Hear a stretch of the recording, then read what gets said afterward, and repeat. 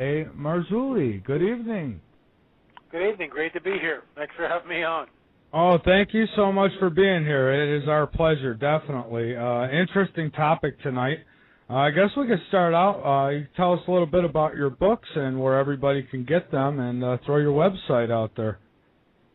Well, the best place is the website, lamarzulli.net. lamarzulli.net. We've got a whole bunch of stuff on the website, and that's the best place to check it out. I also blog 6 days a week at lamarzulli.wordpress.com. Okay, great. So tell me, L.A., how did you get started in the whole alien topic and biblical prophecy? Well, about 20 years ago, around that time, a friend of mine asked me a question. He said, what about life on other planets? And I had no answer for him. So I went down to the bookstore and I picked up a book called The Omega Conspiracy by Dr. I.D.E. Thomas. And that really serves as the primer for me. That opened up all sorts of vistas, untapped areas I had never studied before. For instance, the Book of Enoch. Dr. Thomas drew from the Book of Enoch and other ancient texts that most people have never read. The Book of Enoch is interesting because it's in the Dead Sea Scrolls. It's quoted in the Christian Bible in the Book of Jude, 2 Peter, 1 Corinthians alludes to it. So it was widely read in the first century. Again, found in the Dead Sea Scrolls. The Ethiopian Bible has the Book of Enoch preceding Genesis in their copy. So it was widely read in antiquity, and it's a mind blower because it talks about the fallen angels coming to Earth and having sex with the women. And this opens up the whole idea of fallen angels, Nephilim, versus ancient aliens. In fact, I was just on the History Channel a couple of weeks back. They did they're filming the second season for the Ancient Aliens. And they filmed me for about 2 hours, specifically on the Book of Enoch, and talking about my worldview, my paradigm, what I believe, sort of looking at that, and then what they're going to do is obviously take Eric von Daniken and the ancient alien hypothesis. In other words, that simply is this, that extraterrestrials created all life on this planet, they genetically manipulated early man, started the world's earliest civilizations, created the world's religions as we know them. Our ancestors worshipped these ancient aliens as gods. Now they are back at this critical juncture in human history to act as our saviors, to usher us into this new age of enlightenment. Well, that's von Daniken's side of the aisle. I completely disagree with all of that. I think what we're looking at is more of this cosmic war between the sons of light and the sons of darkness, which the Dead Sea Scrolls talk about. Basically, we're talking fallen angels. These are very, very powerful beings, incredibly powerful beings. And when they came here, they created the civilizations as in antiquity, like Baalbek, perhaps Machu Picchu, perhaps the Great Pyramid, Gilgal-Raphaim in modern Israel is still intact. All these megalithic structures throughout the planet. They downloaded knowledge that mankind did not have. Ever wonder how the Mayan calendar just, sprang into existence?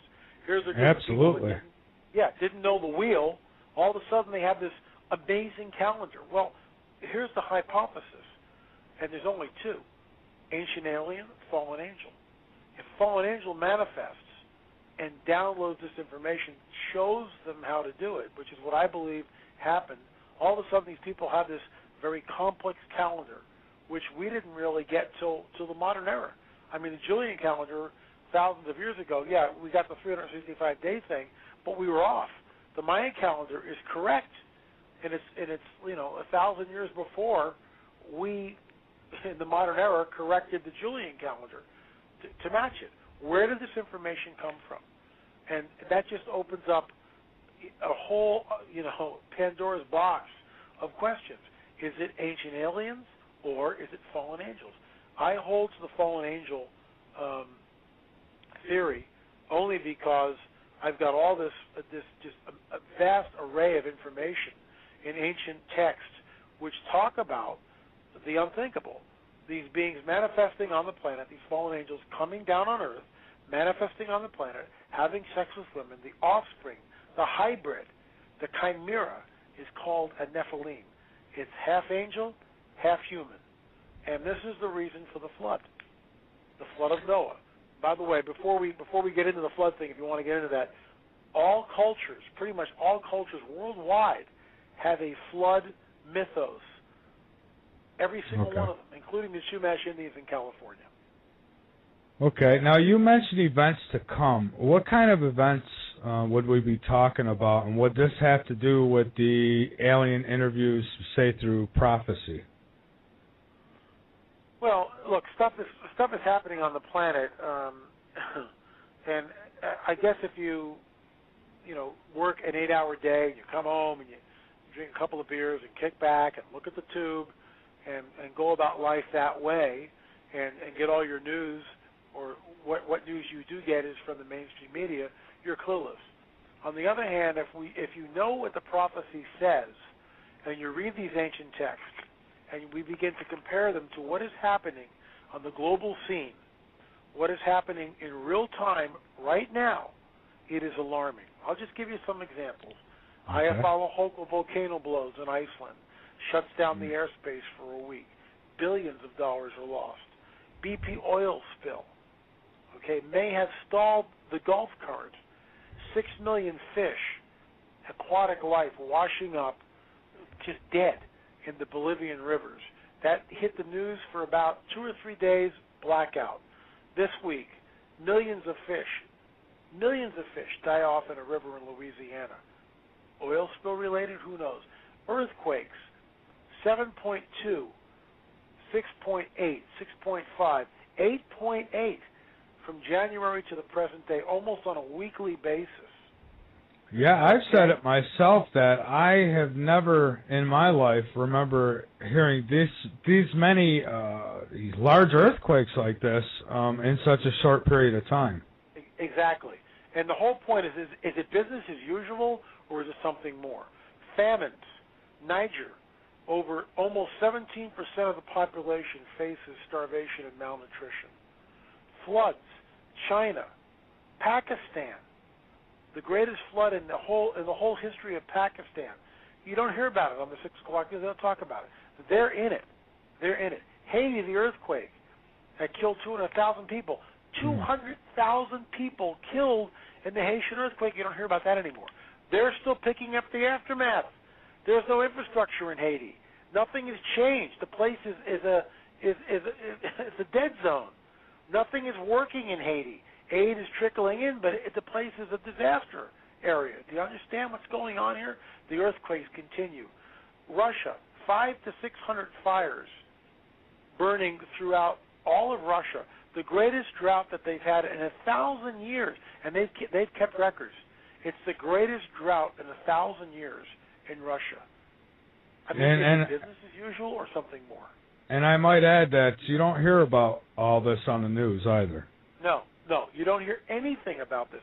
When those fires are raging in Russia, the fires burn through the area known as Chernobyl, where the Chernobyl reactor was that leaked all the radiation, which is completely contaminated, okay? It's a ghost town. I've seen pictures. It's a ghost town. It's creepy to look at, Chernobyl. Well, when the fires came through, now we've got radioactive material burning and being ejected into the atmosphere. The Eyjafjallajökull volcano, going back to that in Iceland, there's a twin volcano called Katla. And usually these two volcanoes blow in tandem. Historically, that's what happened. Eyjafjallajökull blows, Katla blows shortly thereafter. Volcanologists estimate that if Katla blows, the ash cloud will be at least, I'm being conservative here, 10 times greater than the Eyjafjallajökull volcano. Are we looking at a nuclear winter? If the Gulf Stream has failed because of the Gulf oil spill, which many people are starting to look at and wondering whether if the Gulf Stream has stopped, it's stalled out. It's happened before. Mini ice age. California, the coldest summer on record since 1914. If we took one of those things by itself, you'd shrug it off. But you look at the whole picture, some of the things that I talked about, the earthquakes, the floods, the famines, the tsunamis, the fires, just the volcanic stuff, and then the signs in the heavens, comets, unidentified flying objects all over the globe, crop circles, cattle mutilations, implants, all this stuff together. Then you look at the coming war in the Middle East, and we realize that something's going to blow there. Wars and rumors of wars. All this was prophesied specifically 2,000 years ago. When you see these things, what things? Wars, rumors, and wars, famines and pestilence, earthquakes in diverse places, and troublesome times. You will know that it's the beginning of sorrows. That's the prophecy. Are we there? In my opinion, I'm only one guy. I've never seen the atmosphere charged like this ever, with just catastrophe after catastrophe after catastrophe. Week after week, we see these things manifest. In my humble opinion, we are in that time. We're not in the tribulation yet, the 7 years that ancient prophetic text talks about, but we are leading up to it, and it's very alarming. It is very alarming. I mean, you've seen since 2010 began, you've seen nothing in the news but earthquakes here and volcanoes erupting there and floods, and I mean, it really opens your eyes if you're paying attention.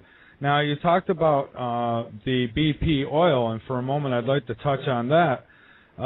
In the Hopi prophecy, there's a part where it mentions man touching the sea and the sea turning black. Do you think that they were talking maybe about that, about oil? Okay, here's the deal. The new book I'm working on is called The Cosmic Chess Match. It took me a year of research to pin down some of these different prophecies, and I didn't understand. And let me back things up. There are many prophecies: Nostradamus, Edgar Casey, Blossom Goodchild, the Modern Prophet, Hopi Indians, Mayans. Okay, so sometimes they're right, but oftentimes they're wrong. In other words, with Nostradamus, they boast his accuracy at 60%. Edgar Casey Foundation, 60 to 70%. Okay, Hopi Indians, perhaps a little less than that. Mayans, who knows? Blossom Goodchild, who knows? But the point is, they're not 100% accurate. So I looked at this, and I was wondering, I was saying to myself, how is it that they get some stuff right, but a lot of the stuff is totally wrong? Whereas the ancient prophecies that I hold to are 100% accurate 100% of the time. There's no false prophecy. They're never wrong. Never wrong. So you've got a disparity between the two camps. On one side of the aisle, you've got these ancient texts, which prophetic writings, which are 100% accurate. On the other side of the aisle, Nostradamus, Edgar Casey, Blossom Goodchild, the Hopi Indians, and the Mayan prophecies, to name a few. You've got some of these prophecies which are true. Many don't come to pass and are actually proven to be false. I'll give you one. Okay. Edgar Casey talked about Atlantis rising, and he gave a date. Well, that hasn't happened. The date is long since gone. It's decades ago. Atlantis never did rise. So Edgar Casey was wrong just in that one prophecy. In some of the others, he was correct. Here's the deal. Here's what I've discovered, and this is all covered in the new book, which will be released next year, 2011. It's called The Cosmic Chess Match. There are different dimensions. We are stuck in the space-time continuum. For the purpose of this conversation, we will call this time-space continuum, which you and I live in, the first heaven. That's what we'll call it, okay? The second heaven is another dimension, okay? But before I get there, in the first heaven, and the analogy is the cornfield analogy because it's something we can get our heads around. We are standing in a cornfield. The corn is 8 feet tall, okay? We see the corn in front of us, the corn to the left of us, to the right, and to the rear. That's it. We don't see anything else. The corn towers over our head. That represents our view of time. We are stuck in the space-time continuum. What I mean by that is 1 second, 2 second, 3 second, 4 second, 5 second. We are stuck. We watch time slowly tick by a second at a time. We are standing in the cornfield. We see none of the future. We see none. We know what the past is, but we absolutely have no view of the future. Nothing at all. Okay. Now, This is the first heaven. You dwell in the second heaven. Time and space is different. And the cornfield analogy, which is a way to, take it down in layman's terms, the way we all can understand it.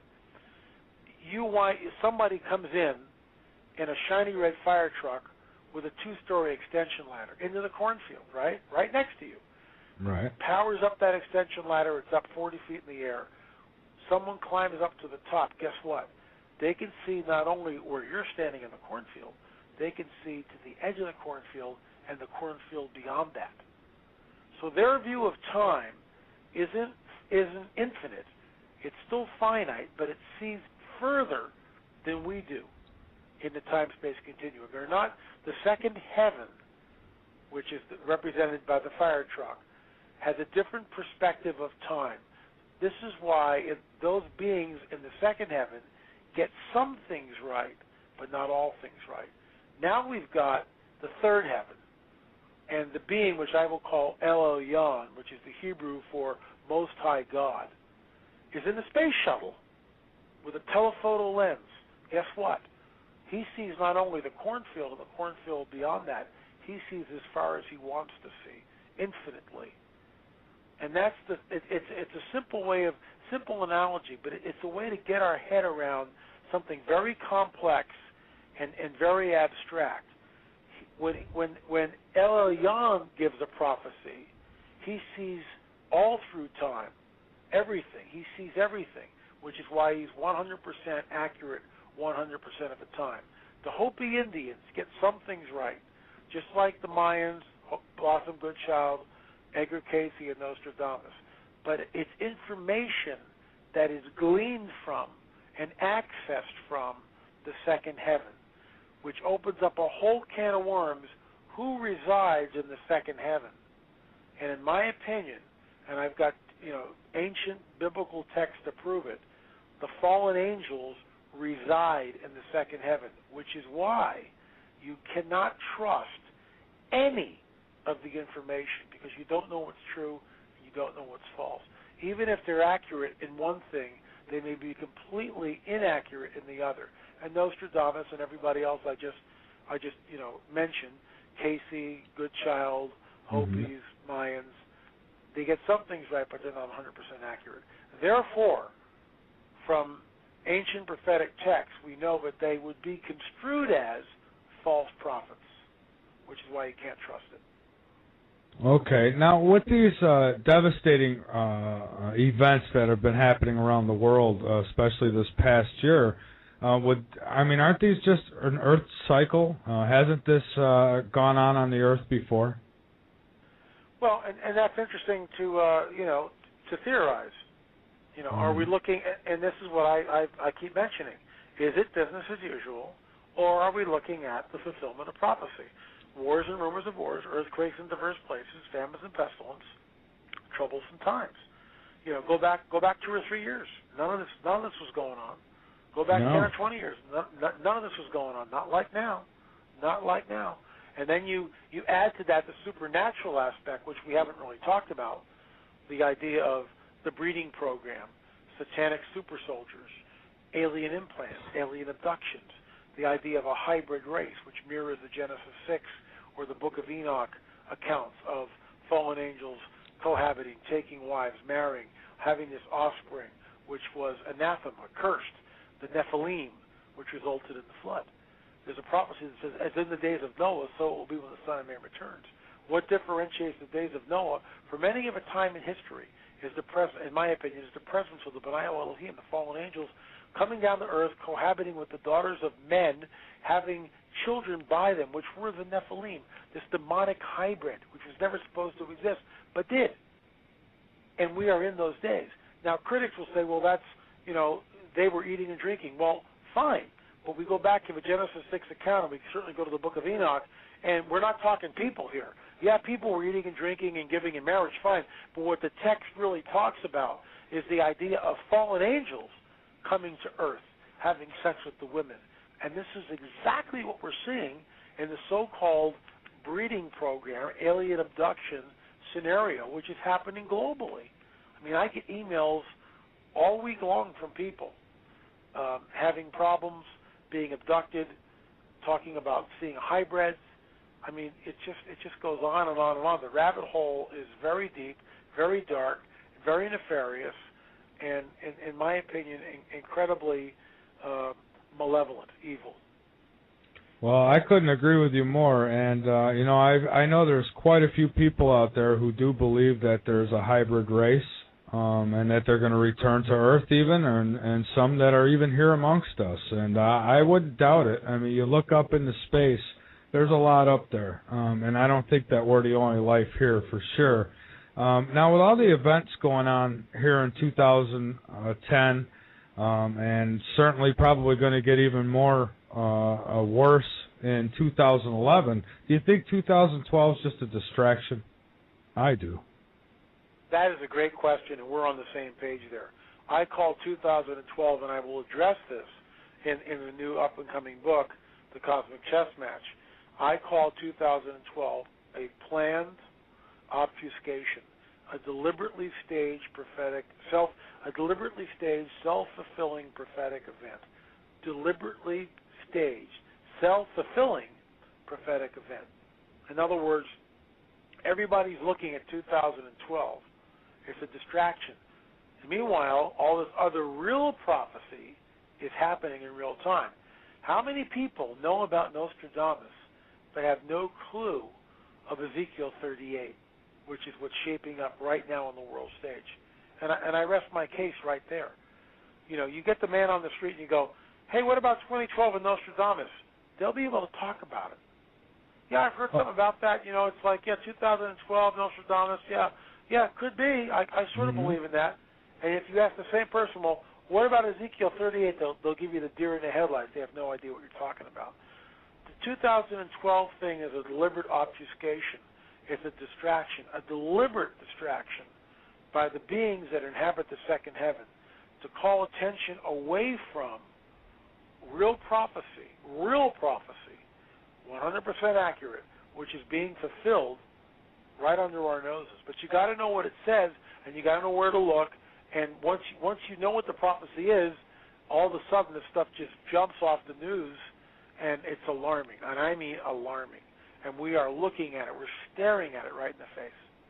One of my listeners in the chat room asked if possibly, when referred to Bible verses, if he can ask you to quote the book and verses so that he can look at it. He says he's very interested. And I don't know as though you can do that here on the show, maybe on the website. Okay. Yeah, just tell him to go to Matthew 24, Mark 13, Luke 21. The reason why I don't do that is because it sounds, we've heard that stuff on religious programming. Sure. And all that, and that's fine. But it can sound religious, which is why I pull away from that. All that is they're markers. They're just markers. It's like saying it enables the person in the chat room to turn to that book, turn to that chapter, and read what I'm talking about. That's all it is. There's nothing religious about it or holy or anything else. It's just a marker that men put in there. Do you understand? Men put chapter and verses in there. In the original text, none of that stuff existed. But to communicate with one another, right, they broke things up into chapters, and they, chapter 24, verse 1, verse 2, verse 3, so people could communicate quickly. That's all it is. There's nothing, religious or holy about that, or anything. It's all inventions of men. And that can do more damage than good, because it obfuscates the centrality of the message, which is that the prophecies that are happening. In Matthew 24, tell them to look at Matthew 24, Mark 13, Luke 21, the synoptic gospels, which basically the fancy word just meaning that three guys wrote about the same event, and they all dovetail together. They all sync up together. And those three gospel writers, Matthew, Mark, and Luke, 2,000 years ago, they all talk about the same thing. I gave you chapter and verse for your guy in the chat room. Okay, well, thank you so much, and he heard you, and he's already going to it. There So you go. now, Good. what's going on in Russia with all the fires and so on? If they don't get this under control, what are all those people going to do? Are they going to start having to migrate? Well, I mean, look, we are in tenuous times. Russia has already said we're not going to export wheat. Now we're looking at food shortages. Crops in California have not ripened. There's a global, in some places there's too much water like Pakistan, and other places like Russia there's a drought, not enough water. So things aren't growing. What is growing is being flooded over. We are looking at food shortages, more than likely food shortages. How severe, I don't know. If you have a brain in your head, you're going to get 4 to 6 months worth of food stocked up. You're just going to can food, get a bunch of rice, get a bag of rice, put it in a steel trash can, check it every now and then, get tons of canned food. I mean, we're crazy if we don't do this. 150 years ago, before the Industrial Revolution, this was a way of life. You grew the food, you'd stockpile the stuff up to get you through the next harvest. So you needed a year to get you through the next planting cycle. Well, here's something which is alarming. In California, where I live, remember I said we haven't had a summer like this since 1914. Well, I have a very vibrant garden out here.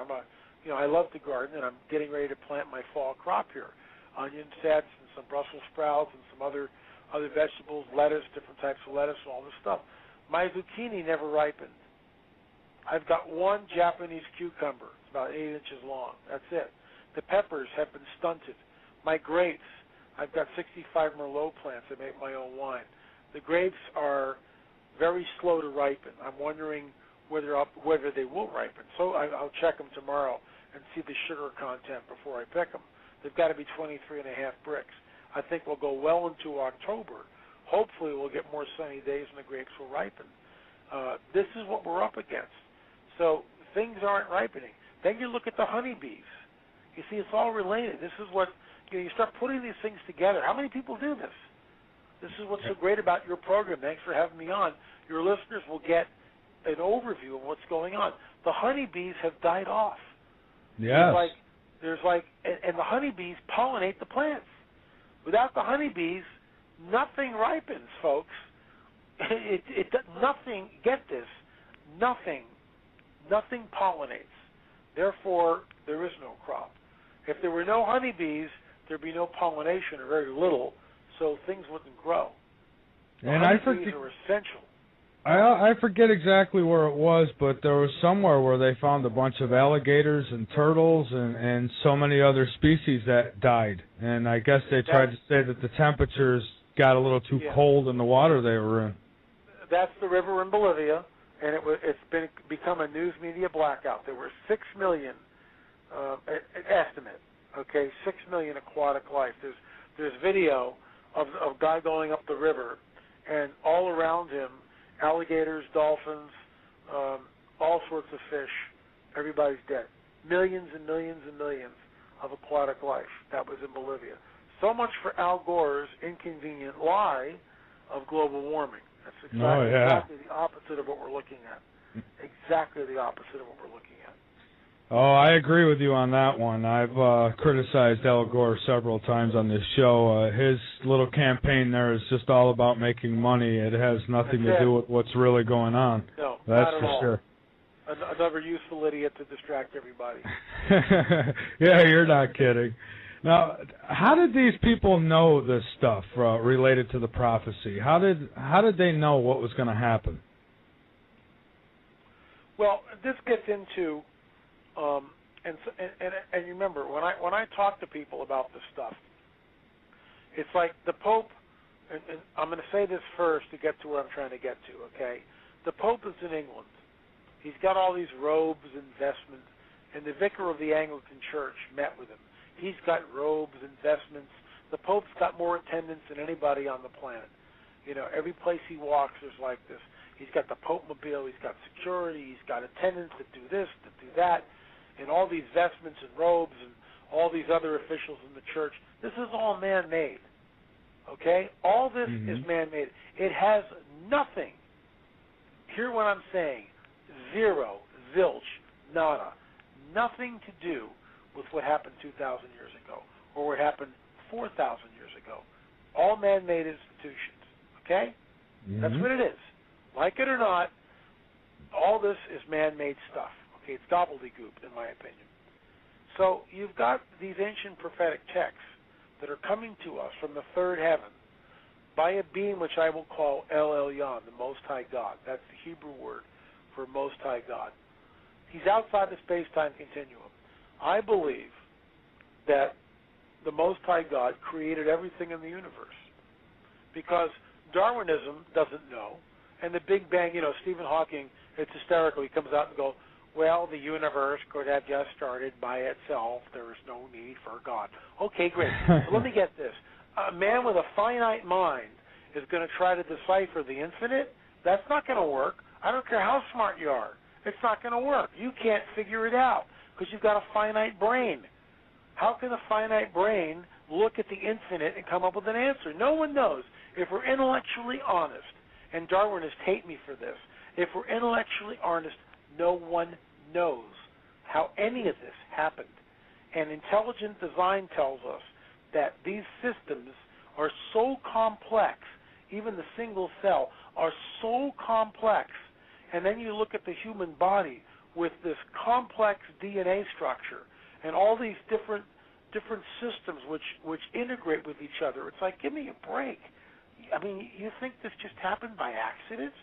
Yeah, there's some intelligence behind this. There's no doubt about it. Just the way everything helps everything else live here on this planet, and just the way everything has been designed so intelligently. Exactly. I guess if it was just a God, I think he wouldn't have had to go through all the complications of it. Just make it happen, right?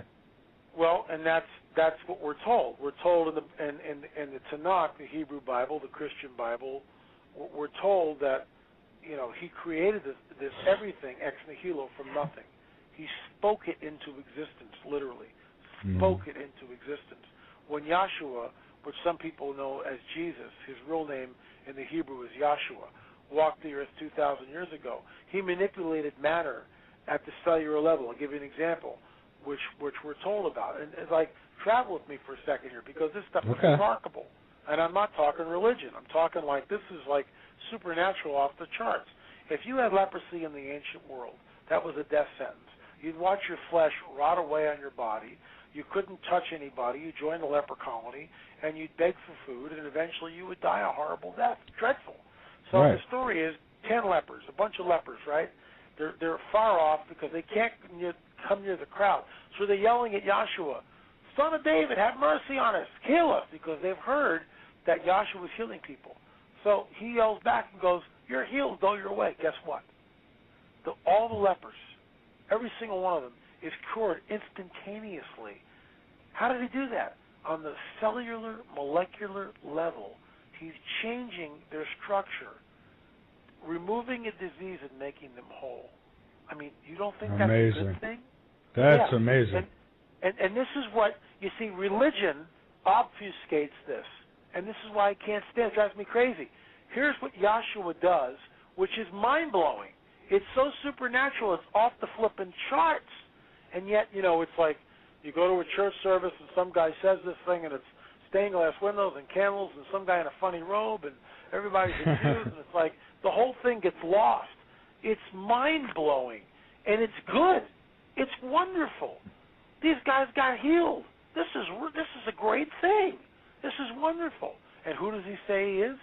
He says, I am that I am. This is why they killed him, because he said, before Abraham was, I am. He's using the word Jehovah. You got to understand this. I mean, this is another conversation, but he's saying, before Abraham, I am. They said, what? You're God? No, we're going to kill you for that. And that's why they killed him. But that's who he was. And, of course, the whole thing with the cross and the blood on the cross and the sacrifice, that's a whole other story, too. Maybe we'll get to that in the second hour. But the bottom line is this. El Elyon, the Most High God, and Yahshua are one and the same. Different aspects, but one and the same. They're benevolent, they're wonderful, they're good.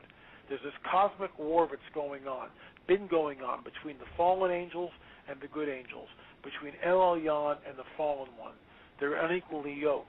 El Elyon has got it wired. We know he's already written what's going to happen in advance. and it's at some point in time there's going to be this battle. Some people call it the apocalypse, Armageddon. It's going to happen. So the prophecies are written there ahead of time to show us two things. One thing is that there is the Most High God, the only one who can tell with 100% accuracy the end, call things out before they happen, way in the future. He knows the end before the beginning and the beginning before the end. Go figure. Sure. Because he's outside the space-time continuum. The fallen one in the second heaven doesn't know. He's not infinite. He's finite. Even though he's in a different dimension, and the time-space continuum properties are different there than they are here. He can't see everything. He doesn't know everything. And so this is what we're up against, and this is this cosmic battle that we're in that's about to spill over onto this planet. And we are seeing it manifest everywhere with the earthquakes, the floods, the famines, the droughts, the wars and rumors of wars, the fires, the volcanoes, the Gulf Stream. All this stuff is the troublesome times, like the BP oil spill, the coming economic collapse, the tension in the Middle East. It's all interconnected. And if you've got a spiritual lens to see it through, you can get a grasp, a good overview of what's going on. And that's what the show's about tonight. That's what I'm trying to, give to your listeners, an overview that we are looking at the supernatural manifesting on this planet. Literally, everything we're looking at has supernatural roots to it. Everything, absolutely everything. And it's manifesting in real time today. Absolutely. And now you touched on the Gulf Stream, and I wanted to go there for a moment. Now, it's said that the Gulf Stream is slowing down. Is there any truth to that? And could oil or something more bigger be causing this? Well, look, the oil and the Cortex, that they pump millions of gallons of this stuff. And I saw a video today in New Orleans. They opened up some estuary or some river, and this guy is just amazing. It's an amazing report. He goes up to the BP guys and goes, there's oil here, and they go, the guy's a weasel. The BP guy's a total weasel, and he goes, well, we'll just say picking up tall bowls, and he goes, well, okay, would you go in this water? Well, I can't comment on that. Excuse me, you're a weasel. You can't comment on that? You're a weasel. And the guy reaches down into the sand, right, into the water, and scoops up sludge. It's all oil. He's got rubber gloves on. And he goes, this isn't tar balls. This isn't tar bars, tar balls. This is not tar balls. I can't. And the BP guy goes, I can't comment on that. And he goes, would you swim in this water? Would you have your children swim in this water? I can't comment on that. Guy's a weasel. I mean, here's the evidence right in front of us. What happened was the oil sunk to the bottom of the Gulf. That's where it all is. Oh, it sure did. Bottom. Yeah, it's on the bottom. You got dead zones everywhere. It will probably, more than likely, kill off millions more fish, millions more aquatic life, and it will more than likely stall the Gulf Stream. Some people believe that it's already stalled the Gulf Stream. And you see, you can't get, when you get, and this is what cracks me up. You get a guy, here's a guy on the beach from BP, and he's a total weasel. He's not being honest. He's hiding something. He's lying. He's obfuscating the information because he doesn't want the truth out. And that is pernicious. That is malevolent. That is wrong. It is so wrong. It's just ridiculous. And then, our politicians are going, oh, it's okay, just bring your boys down here and put them in the river. It's all fine. Everything's fine. No, it's not. It's not fine at all. Look at this. It's sludge on the bottom of this thing. It's beyond the pale. Absolutely, and there's been so many wash-ups of dead fish by the thousands. Look in New Jersey, tens of thousands of fish wash up. When was the last time you heard anything about that? Same thing in Florida. Stingrays beaching themselves on the beach. Sharks beaching themselves on the beach. Whole pods of dolphins dying out in the sea. Whales. I mean, this is a mess. And what do we get in America? The rantings and the ridiculous antics of Paris Hilton. Oh, Lindsay Lohan tested positive for drugs. She may have to do another 30 days. What a surprise, right? Yeah. Oh, I'm just shocked. Or OJ. They had some new stuff on OJ. In other words, we're shown all this ridiculous pablum, this just junk, to keep us from looking, and it's deliberate, folks, keep us from looking at what's really going on. And what's cool is that many Americans are starting to wake up. Shows like yours and other shows, you know, people are awakening.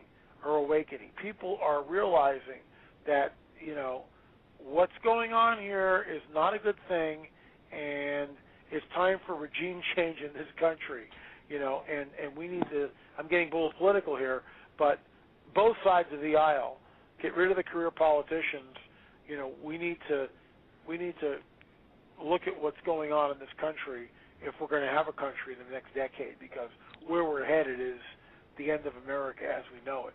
And and stuff like, getting political is okay with me for a minute, because another thing I wanted to talk about was another man-made disaster is the problem of the economies around the world, and how does that play into the prophecies as well? Well, you know, here's a guy like Alan Greenspan, you know, Federal Reserve, and people need to understand that the Federal Reserve is not federal. It has nothing to do with our government. We were hijacked. 1917, Jekyll Island. Do your homework, read it, understand what happened in 1917, and how a cadre of international bankers took control of our monetary system. We're hosed, folks. We're hosed. Greenspan and Bernanke have nothing to do with the federal government. They are figureheads. They are spokesholes for this international cadre of bankers, the Federal Reserve, which controls our monetary system. I believe, and this might sound far out, but it's documented. Kennedy was assassinated for two reasons, actually three. One, and this is all, you know, go back and do your homework. Don't take my word for it. Our last real president too. We agree, Michael. We agree. He is our last real president. Everyone since then has been just a shill. Kennedy did one thing, three things he was trying to do. He was going to splinter the CIA into 1,000 parts, splinters. That's his quote. He was going to go after the Federal Reserve because he knew what it was. He was going to shut down the Federal Reserve and take back our currency from the international bankers. Okay, and he was going to pull our troops out of Vietnam. They blew them away in Dallas, folks. Mm-hmm. You know, you want to believe Arlen Specter and the single bullet theory? You know, Arlen Specter. You know, Mr. Weasel himself. I mean, there's another Weasel. You know, well, if you believe in the single bullet, I'll treat you like a single bullet. I mean, the guy is just like such a pompous windbag. He drives me crazy. He's the one who came up with this ridiculous thing, and the American people bought it because our government would lie to us. He was our last president. Everybody since then, everybody, including Reagan and all the sacred cows. Look what Bush did. Bush spent money like a drunken sailor, got us involved in two ridiculous wars. Afghanistan, where, by the way, folks, $1 trillion a year is made off the opium. Well, gee, let's go back a little while back in history, and let's look at the opium wars. And this is we're dumbed down in this country. We're not taught history. We have to be politically correct. We don't want to offend anyone here. Okay, fine. You're so right. Let's talk about the opium wars. Okay, the British went to war, and I'm not making this stuff up, and most of your listeners probably don't know this. You know, Google opium wars. Spend 10 minutes and read it. It's not like you got to go to the frickin' library and get a book. Google it. It's right there. Google opium wars. It'll take all your listeners. We all have computers. Google opium wars instead of Lady Gaga and read what it says. The British went to war with the Chinese. Get this, I'm not making this up. The British went to war with the Chinese for the right to sell opium to the Chinese people. And the Chinese lost the war, and the Brits came in and sold opium to the Chinese. What do you think the opium dens were about? Do you think anything's changed? Where do you think the $1 trillion made on the opium crop in Afghanistan goes? Wake up, folks. It's not about the Taliban and a bunch of guys running around in caves. Yeah, the Taliban existed. It's about the opium crop and $1 trillion a year. And eventually the pipeline from Kazakhstan through Afghanistan through to wherever they want to get it to. to pump the oil out. But the opium thing, the pipeline's down the road. The opium thing's been going on for years. That's one thing. And then you got the Iraq, ridiculous, why did he go in there? We got to get Saddam. He's got weapons of mass destruction. Sure, he had weapons of mass destruction. I'm not denying that. He gassed, 20,000 Kurds? He sure did. 20,000 people gassed? I mean, he had that's weapons of mass destruction. He had them. Where did they go? They went into Syria. Syria's got them. Syria's got all the chemical weapons. Why are we in Iraq? Good question. Ancient Babylon is there. I have a whole theory with I call it the Luciferian dialectic. A dialectic is conflict, counter-conflict, synthesis. Conflict is this, 9/11. Doesn't matter what you think, who did what, planes, terrorists, missiles, who cares? The conflict, that all can be ironed out in the wash. That's the conflict. But the counter-conflict is what? Iraq and Afghanistan. The synthesis we have not seen yet. Watch what happens as we've pulled out. The sectarian violence is raging. Iran's licking its chops. Watch what happens in Iraq. Because if the king of Jordan moves into Iraq and offers a constitutional monarchy because he's a strong man, the king of Jordan is a Hashemite king. Hashem is the uncle of Muhammad. So he's a direct descendant. The king of Jordan, King Abdullah II, is a direct descendant of Muhammad. So he holds great sway in the Muslim world. Both Shia and Sunni respect him. He's a strong man. If he moves into Iraq, this is just a scenario, but it's one that I've been watching and waiting for. He will set up his capital not in Baghdad, in Babylon. He will then annex his country of Jordan and allow the Palestinians to create their own homeland in part of Jordan. Okay, Jordan borders Iraq, by the way. Thus solving the conundrum of basically 60 years of the independent Palestinian state. He then will allow the Israelis to rebuild their temple on Jerusalem. Why?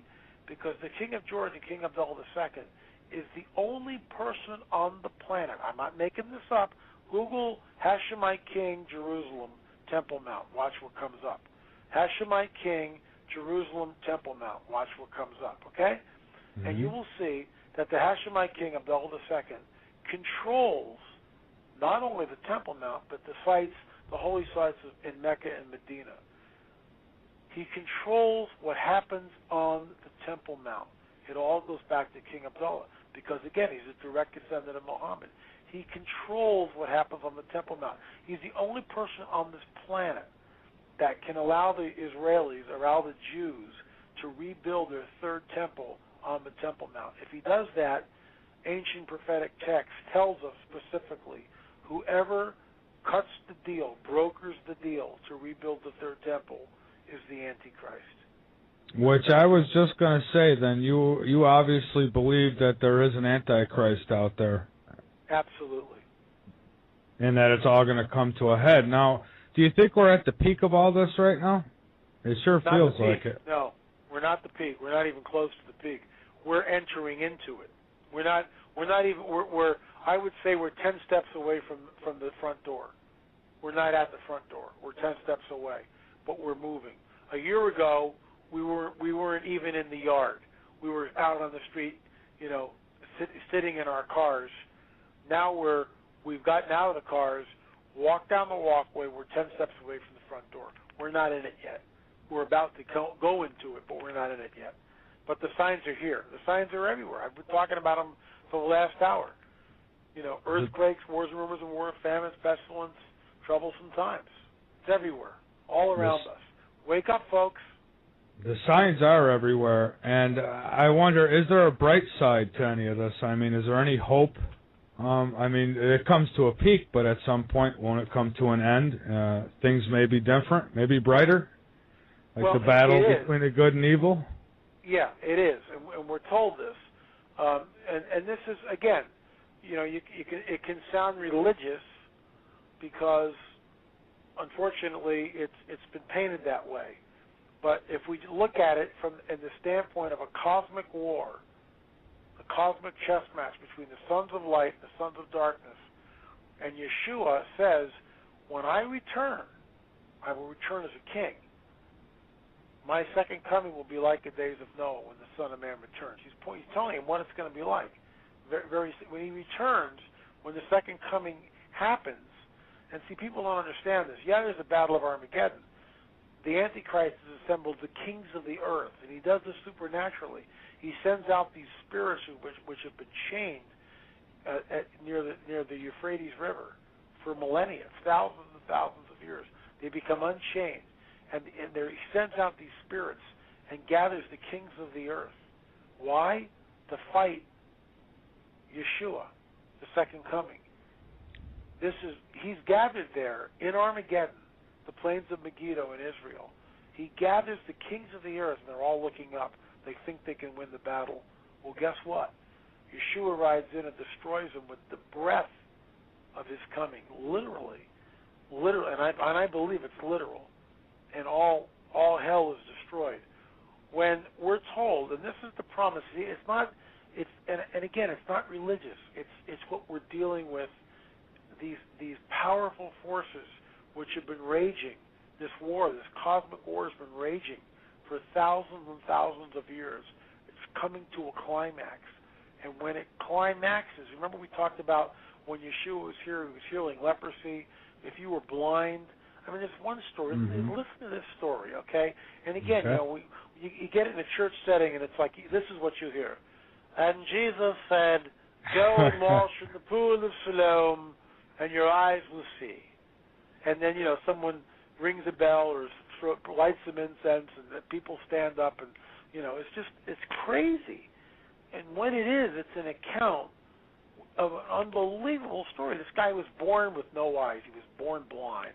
Okay, that's crazy, all right? And Yeshua's there, and this guy, comes up to him, and there's a dialogue between them. And Yeshua says, what do you want? The guy says, that I may see. And he does this whole weird thing, and I don't understand this. He spits on the ground, on the dirt, in the clay, and rubs it in his hands, and then puts it over the man's eyes. Remember, the man is born blind from birth, never saw, probably no eyes in the sockets. Who knows, right? And all of a sudden, the man's sight is restored. I mean, that's nuts. That's crazy. That's never happened in the modern era. That's just bizarre. That's a good thing. It's a good thing. It's not like, you don't even have to think about it. It's a wonderful, great thing. This is the kind of stuff he does all the time. So he does this to show us who he is, what his character is, and he's incredibly benevolent, wonderful, good. But who does he say he is? He says he's God. He says, if you see me, you've seen the Father. He's proclaiming himself to be El Elyon. I and the Father are one. That's unbelievable. And so when he comes back the second time, it's to finally put down the fallen one, the fallen angels, and remove them and set up the earth the way it was supposed to be set up. And that's where it's headed. That's the glimmer of hope.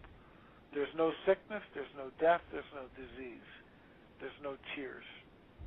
Unfortunately, I probably won't see that side of things, but it really sounds good, and I hope that when it all does come to push and shove, that good does overvail evil.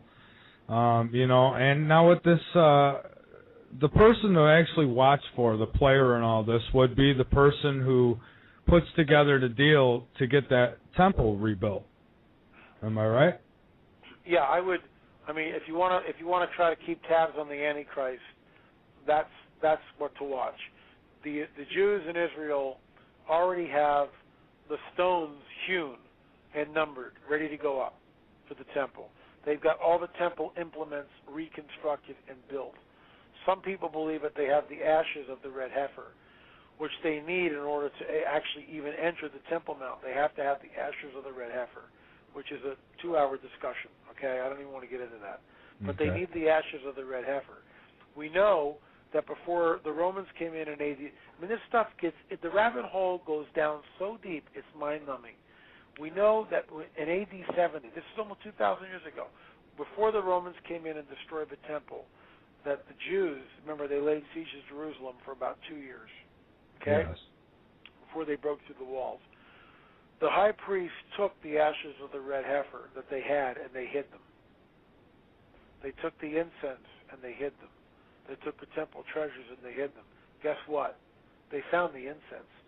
They found a ton of incense, literally a ton of incense from antiquity 2,000 years ago.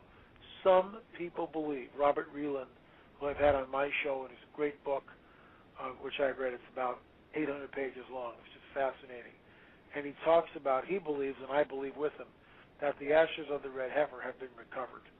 So the Israelis probably have the ashes of the red heifer. They're waiting to use them. And before they can go to the Temple Mount, they have to consecrate the temple by the Mosaic law with the ashes of the red heifer. So it's so cosmic, it's so complex and so cosmic, it's mind-blowing. And the more you look at it, and we realize that it's all unraveling right in front of us. It's being fulfilled right in front of us in this day. 500 years ago, none of this stuff was going on. None of it. 50 years ago, some of it was going on because Israel was finally regathered. The Jews were regathered from the four corners of the earth, reestablishing their ancient homeland, Israel, fulfilling yet another prophecy. Very, very specific. But go back 100 years, and no one will be talking about this stuff because it wasn't the time. Now is the time. We're in it. It's all around us, and it's beginning to manifest. Well, sure. I mean, you look at the events happening around this planet, and, I mean, everything is falling right into place, especially with all the havoc in the Middle East right now. And I want to take a quick break here, and guest tonight is L.A. Marzulli. Sir, we are back, and, yeah, why is Turkey so significant in this whole thing? Well, there's a prophecy again. This prophecy is 2,600 years old, 2,600 years old, okay? So it's like, we talk about the Mayan calendar, Nostradamus, and all this other nonsense. Okay, fine. This prophecy is 2,600 years old, and it's very, very specific. It says, after I have regathered you, talking about Israel, the Jews, from the four corners of the earth and reestablish you in your ancient homeland, a people dwelling without walls and in safety, okay? 2,600 years ago, a vision like that, you wouldn't know what you were talking about. What is the prophet seeing? Because in the ancient world, every city had a huge wall around it. Because if you didn't, your neighbor would come over there and, run amok, run over your defenses, whatever defenses you had, take all your goods, take your women, rape your women, kill the men, take your children as slaves, and there you go, and burn your city. Thank you very much. So all the cities in the ancient world had walls around them. And yet the prophecy says for 2,600 years ago, you see, today we look at this and we skip over that, I don't know what that means, who cares, right? But we have to understand, 2,600 years ago, that's mind-boggling. A land dwelling without walls or gates? Hello? Until the advent of the airplane, and that's not that long ago, every city, go to Europe. Look at all the villages. They still have the walls there, Go to the Middle East. There are still cities with ancient walls around them. Go to Israel today. Go to Tel Aviv, no wall. Jerusalem, no wall. Beersheba, no wall. Go to Galilee, all the cities up in there.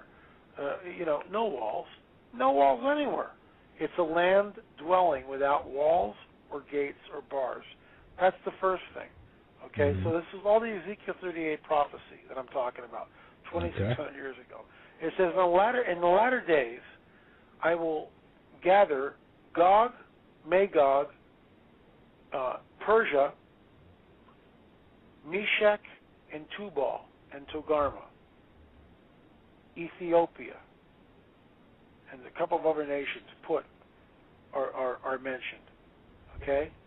Well, you look at that and you kind of shrug your shoulders. I have no idea what that means. Fine. A little bit of research. Magog is Russia. Has always been looked at as Russia. Most biblical scholars equate Magog with Russia. Not all agree. Most agree. The second one hasn't changed. Persia is Iran. Period. It's been that way for thousands of years. So there's no mystery there. Well, you say, what about Meshech and Tubal? Well, again, it's just like, look, JFK used to be called what before it was called JFK? Cape Canaveral? Get what I mean? Now it's called, the Kennedy Space Center. Yeah, absolutely. Right? See that? So the names changed. Same area, same exact area on the map. The names changed. Same thing with Meshach and Tubal. Meshach, Tubal, and Togarmah now comprise the modern nation of Turkey, which is why a month and a half ago, when Turkey, after being pro-Western since Ataturk after World War I, you know, and looking towards the West, a secular society, even though they're like 98% Muslim or whatever, I don't think it's quite that. I think it's like 95% Muslim. All of a sudden, they have a peace treaty with Israel. All of a sudden, they're backing away from the West and looking where? Towards Iran. Huge. I about fell out of my chair. Huge. This week, they passed in the Turkish government, they're becoming they're moving away from their secular society, looking towards Iran. They're going to create a Muslim state. And the Soviets, too, aren't they? Well, I don't know about the Soviets. I mean, the thing is, the Russians. Well, Russia. Yeah. Yeah, Russia is Magog, and Russia has got its fingerprints and its hands all over the Middle East. Russia is supplying Iran. So does China. Syria. Yeah, exactly. So the Ezekiel 38, in my opinion, prophecy is pregnant. It's ready to explode in any minute. It's ready to happen. When, I have no idea. But it's with Turkey in the last month or so moving away from its alliance with the West, which has been there for decades, and now looking towards Iran, Persia. That's huge to me. Because, and see, this is the difference between Nostradamus, Casey Muslim, Goodchild, you know, the whole crew there, right? This is done 2,600 years ago. Not like Nostradamus' fuzzy quatrains, which when you read them, you kind of go, well, that could mean, you know, who knows? With great specificity. You know, you can give that to a high school student, and he can read that and go, well, there seems to be a list of nations. I'm not sure who Magog is, but gee, I know Persia. Persia's Iran. Okay, good. You got one right. Very good.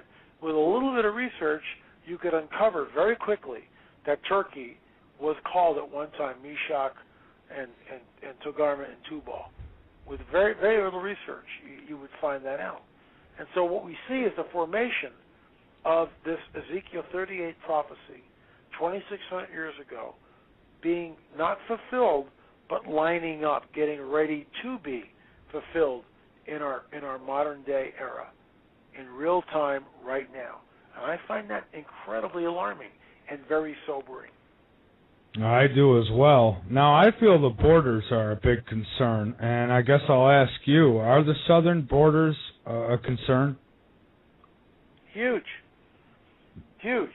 And let me digress for a second and get into the political.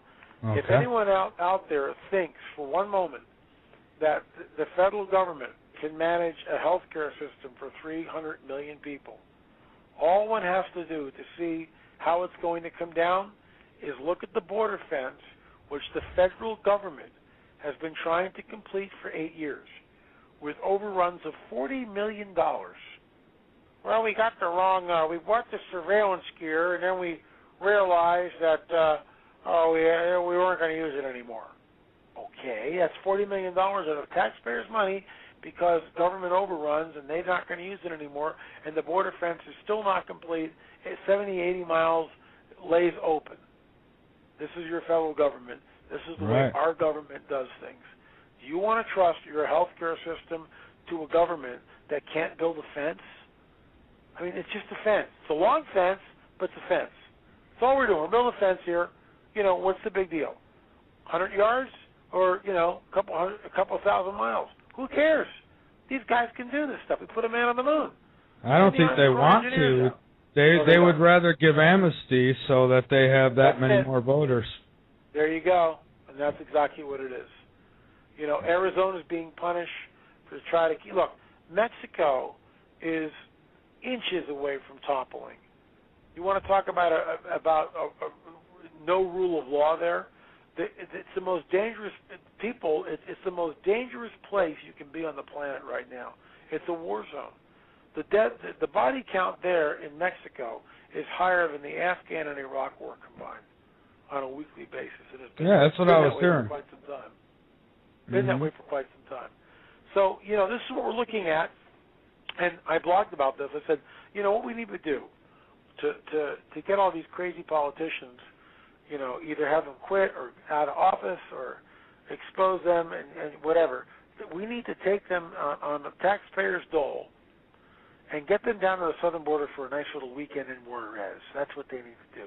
Spend the weekend in Juarez. I can just see it now. Okay, get the security down there. You guys need to spend a weekend in Juarez.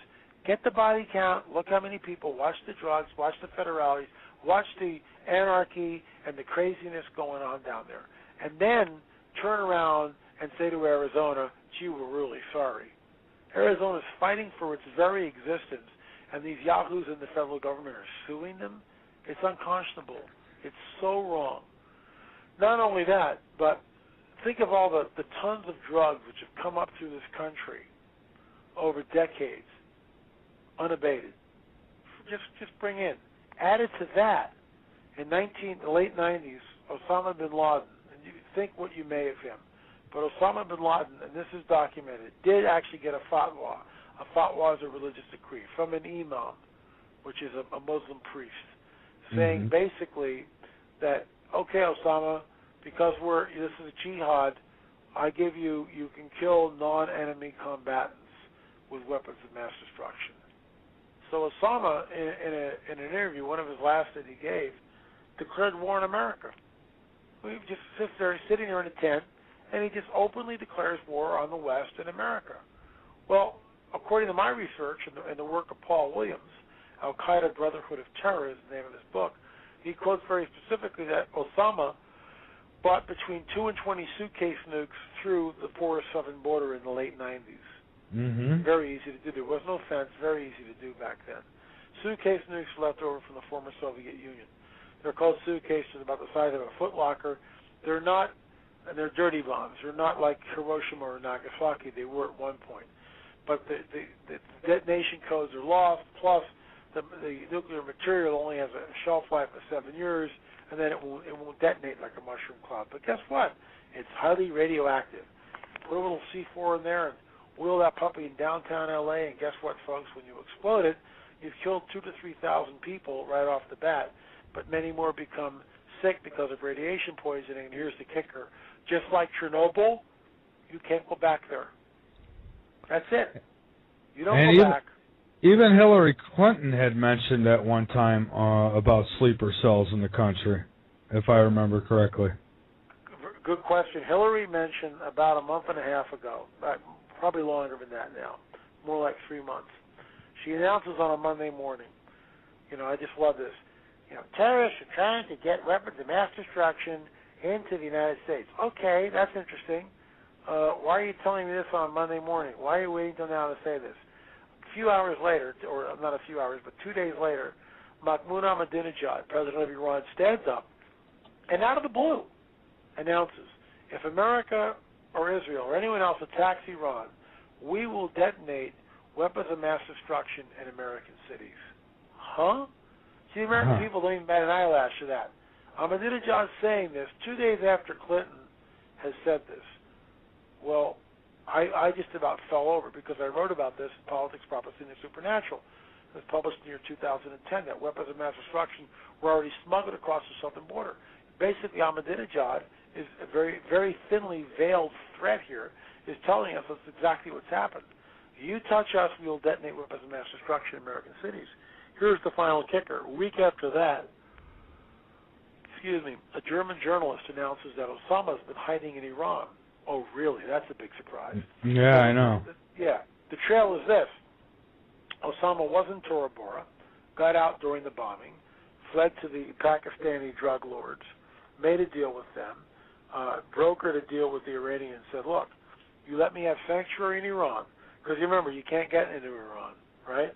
You have sanctuary in Iran, I'll let you have the sleeper cells, access to the sleeper cells in America with 15, let's just use the number 10 suitcase bombs, radioactive bombs, which you can have the sleeper cells and off you go for safe passage.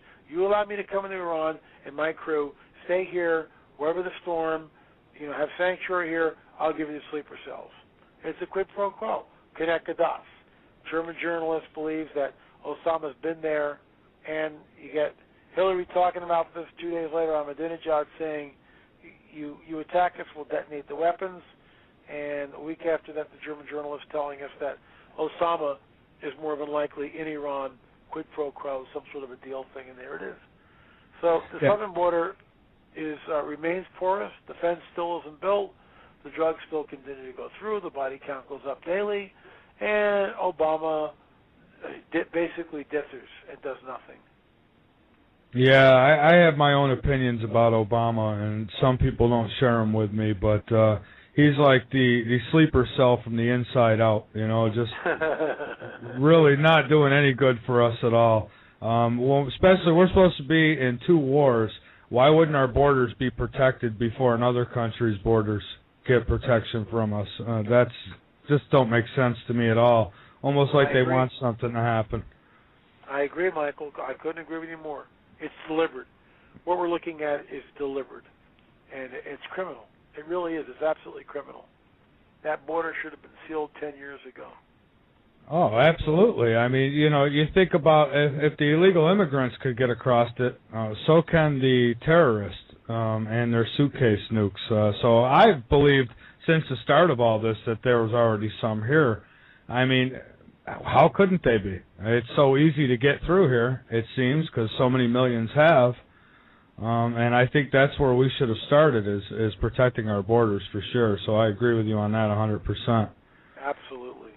Now, going back to the prophecy ordeal, what's the UFO connection rather in all this? How do they play a factor in this? Great question. We are told, and it's sort of an obscure reference, but you start connecting the dots, and we realize that something's going on here. It says in the Guidebook of the Supernatural, which I call the most people call the Bible. I call it the Guidebook of the Supernatural because, in my opinion, that's really what it is. We're told that the fallen one, when he comes with all signs and lying wonders. We're told from Yeshua, men won't faint from fear. From what is coming on the earth. We're told from Yeshua that the elect would be deceived if that were possible. We're told again from Yeshua, unless those days were shortened, no flesh would survive. No flesh would survive.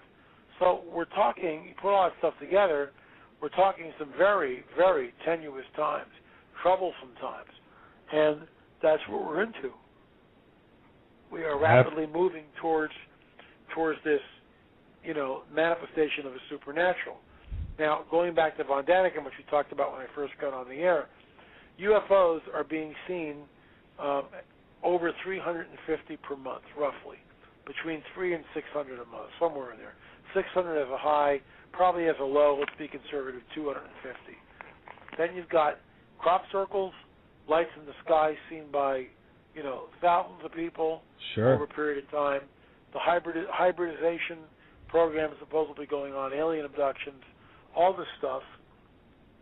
Is it really extraterrestrial or is it interdimensional? Jacques Vallée calls the phenomena messengers of deception. Messengers of deception, they can't be trusted. That's in his own words. And I believe in exactly the same thing. I think we're looking at, these are not extraterrestrials. It's funny. If you come from, millions of miles away, why not give us the cure to cancer? Yeah. Why make crop circles and all this other nonsense? Why not just go, hey, we don't want to freak you guys out, but here's the cure to cancer. That'd be a good thing. But yeah, we sure would. And, the crop circles, I believe that some are man-made, but some just no way, I agree. The real ones, oftentimes, the crop is laid down so precise in a woven pattern that when the people get there, they're just blown away. Never seen anything like it. A couple of guys with strings and boards are not making. They're making some of the circles, but certainly not all of them. And see that therein lies the problem, because the media and you'll see this anytime anything supernatural happens, the talking heads, they immediately downplay it and make fun of it and sort of ridicule it. Well, Sure. after I go to the bar and get a couple of drinks in me, I'd see a crop circle too. Okay, great. Yeah. Thank you for demeaning the whole phenomenon. And it's done everywhere. UK, in all the countries of the world. Well, I saw one from Australia, and this guy had photographed some sort of an anomalous object over the water. Actually, there were two anomalous objects over the water, and no one knew what they were. And of course, the host on the stupid radio, or not stupid radio, but just the television program is, they're anchors, and they're poking fun of this thing. Well, if I had a couple of beers with me, I'd probably be seeing things. And they're all laughing and ducking it up. And they do. They always make fun of it. It's deliberate. They're told to do that. They are told, I guarantee it, they are told from their bosses, when you read the story, we want you to do it with humor, poke fun at it, keep it real light. So what they do is they disseminate the information extremely slowly to the people, get them used to the fact, there's stuff going on, but it's just little green men from Earth. Nothing. Don't worry about anything. And see, it's the people just go, oh yeah, those crop circles, that's the two guys with the strings and boards, right? Well, yeah, they did a few of the circles, just like some of the ones now are being done by hoaxers. Yeah, we get that. Not all of them, and certainly not the one with anomalous electromagnetic fields in them. All sorts of weird stuff happens in the real one. So, once again, a modicum of research by our listeners. Google crop circles, electromagnetic fields, crop circle anomaly, and look at some of these. Look, some of these circles are like 700 feet in diameter. They're huge. In England, they only have like 4 hours, 5 hours of darkness before it gets light again. And these guys stake out the fields, waiting for the crop circle to happen. And it's always the same thing. Someone looks the other way, and 15 minutes later, there's a circle in the field. How the heck did that happen? Sure, nobody's going to do that with boards and ropes, not in 15 minutes. And you would even see trails, I would think, going to it, wouldn't you? Well, not only that, but it's one thing to do let's say a 50 or 100-foot circle. It's another thing to do a 700-foot circle with lots and lots of complexity. So much so that the only way you can see it is from the air. And once we look at it from the air, we realize that this is so pristine, so perfectly drawn, that some guys can do some of them, but not the big ones like this, and not with this kind of, just with the crop is laid down and certain electromagnetic anomalies. I'm amazed that more people won't look at this and spend the time to do a little bit of research on their own and realize that this phenomena is real, it is burgeoning, and is not going away. Absolutely. Now, when this does come to a peak, how will we know it's not just, a world government false flag? It kind of leads me to things like the blue spiral that everybody's seen in the sky in Norway. Yes. Well, that's also a great question, Michael. You've really done your homework for this interview. Thank you. Hats off to you, sir. I'm on a lot of radio, and you've really pitched me some nice, softballs right over home plate. Boom! Well, I appreciate it. Give me a bigger bat. I mean, it's been a great interview, and I appreciate it, having me on and doing your homework. And it's hats off to you for due diligence and, just making it so you know the subject. I'm on a lot of shows with people, and sometimes, the host has really no idea, or as I'm downloading some of this information, they're just kind of blown away because they didn't do their homework. Anyway, all that to say this. I try. What was the question? What was the question again? Because I got sidetracked with giving you an accolade here. So. How we would know if it wasn't just a world government false flag being thrown at us? And that's the $64,000 question. There's going to be a lot of nonsense going on, all sorts of nonsense going on, and the false flag thing certainly can come into play. With Project Bluebeam, like you talked about in the Norway spiral. What was that? Was it a missile from Russia? I saw both sides of the aisle. I saw, okay, it's a missile, and this is what happened, blah, blah, blah, and here's the equation, and then I saw exactly the opposite. No, it's not a missile. Hello, it's something else. Missiles don't do this. And, some people say it's Project Bluebeam. Other people were saying it was HARP. I mean, who knows? The bottom line is we are told, again, in the Guidebook of the Supernatural, that the fallen one comes with all signs and lying wonders. What does that mean? It means basically that people are going to have their minds blown. People won't even believe what's going on this planet.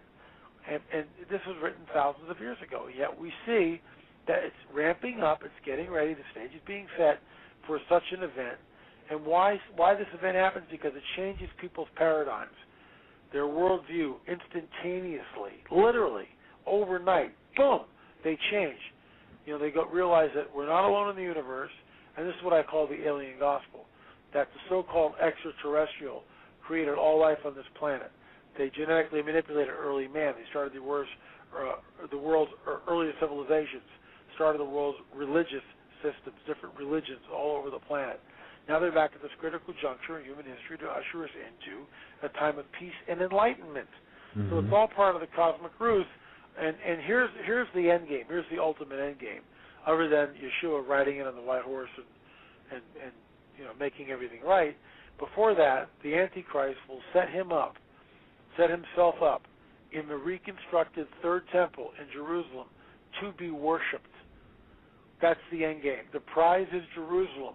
The prize is the Temple Mount, where the Antichrist seats himself in the temple. It's called the abomination of desolation, or the abomination that desolates. That's what it's called. It's just the height of evil, the self-will, and the Most High God wants none of this stuff. But that's the end game.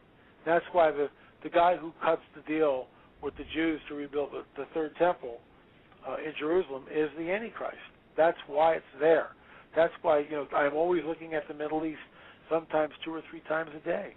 Just to get a viewpoint, just to make sure I'm not missing anything. I'll go to Debkafal, Jerusalem Post, Arut Shava, just different websites, just to make sure I'm getting a good overview of what's happening in Israel, because everything hinges on what will happen in the Middle East, and we're seeing it. We're seeing it right in front of our eyes unfold. We talk about the Ezekiel 38, Turkey, Meshach, Togarmah, Tubal.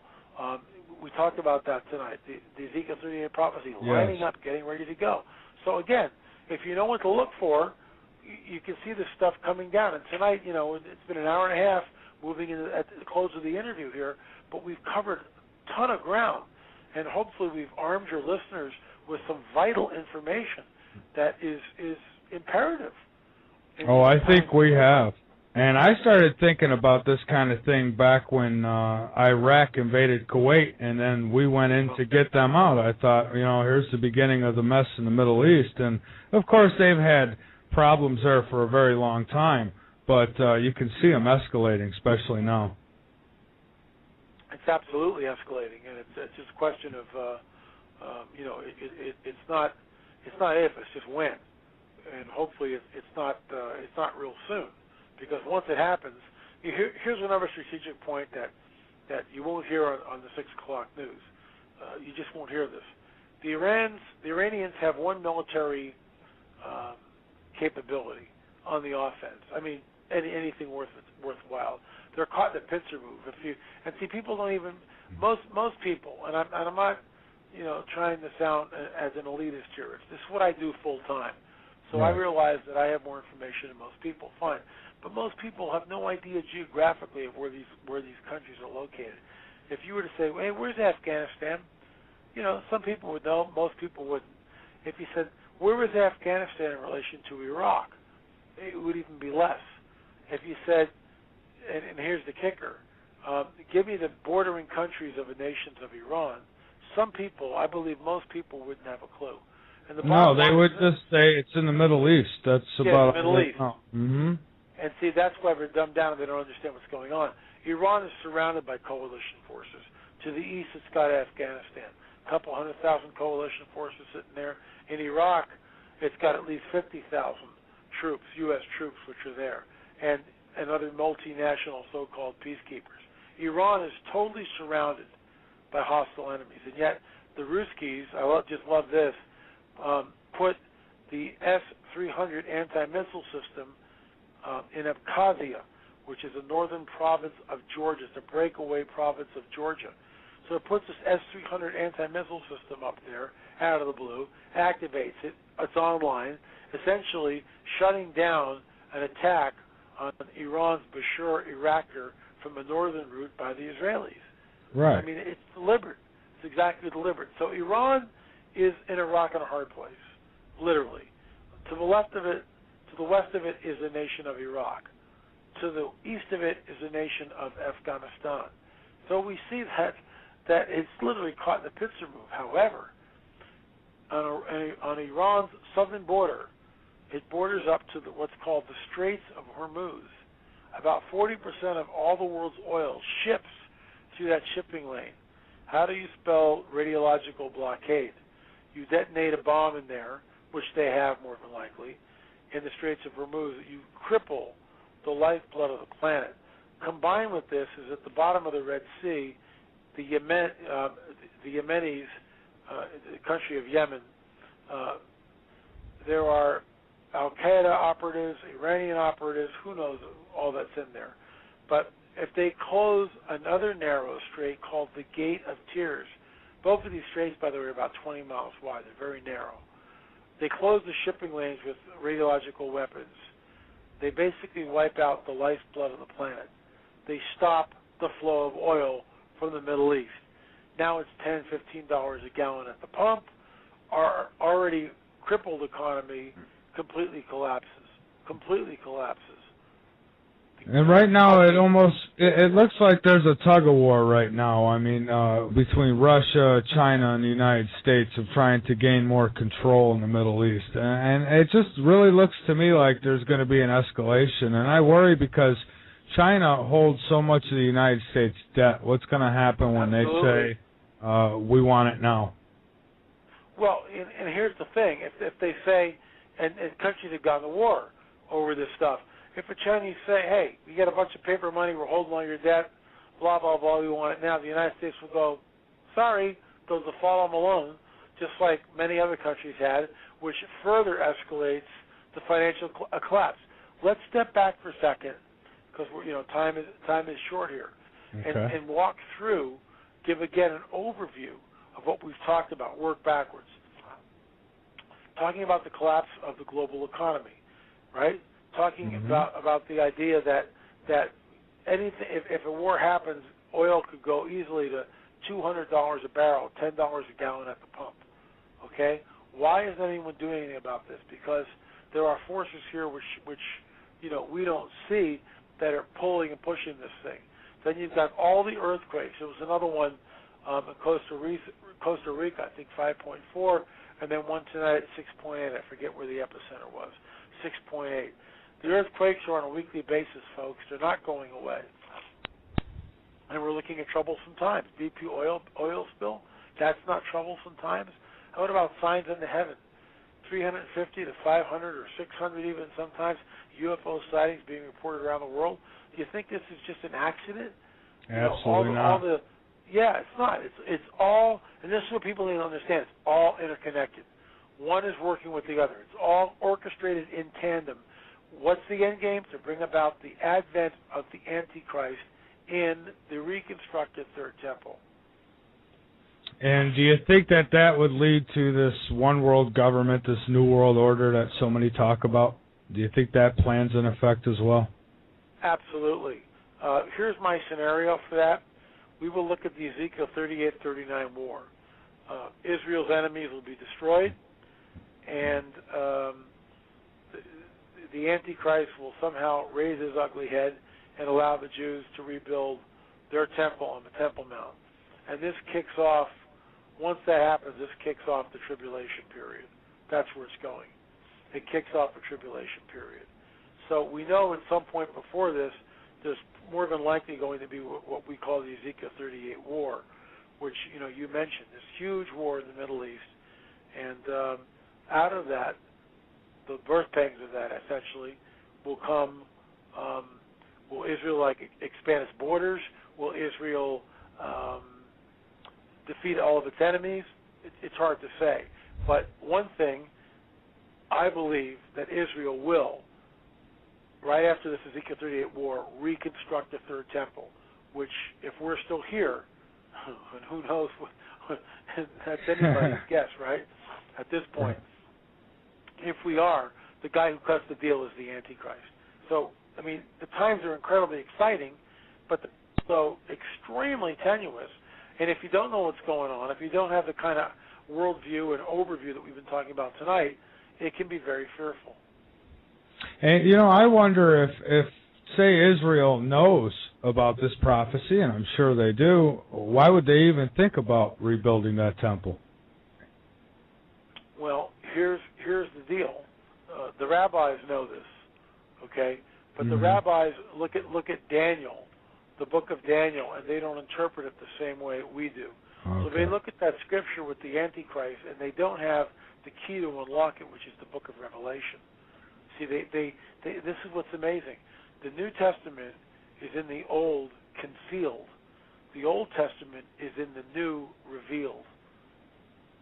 And when you put the two together, you get this incredible overview. If you're a rabbi, you won't look at the New Testament. You won't even come close.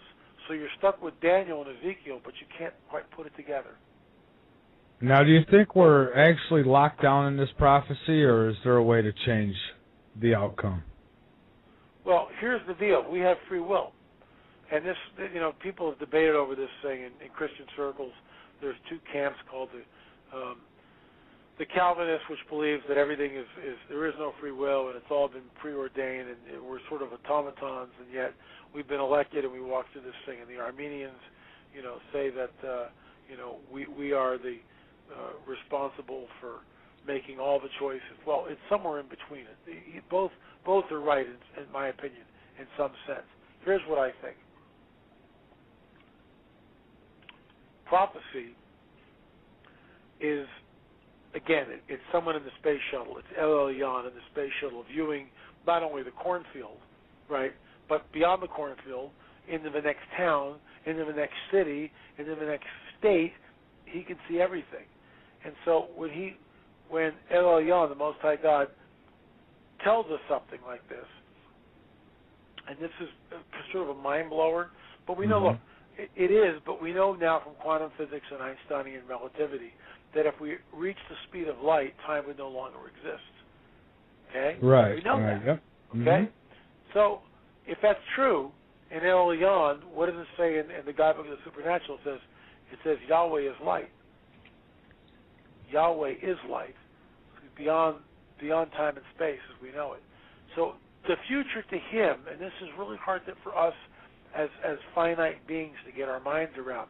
Going back to Stephen Hawking again, trying to say that the universe just could have happened without any outside force. Well, thanks, Steve.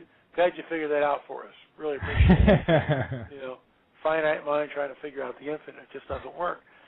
It's like my dog trying to read the encyclopedia. It's just it's absurdity.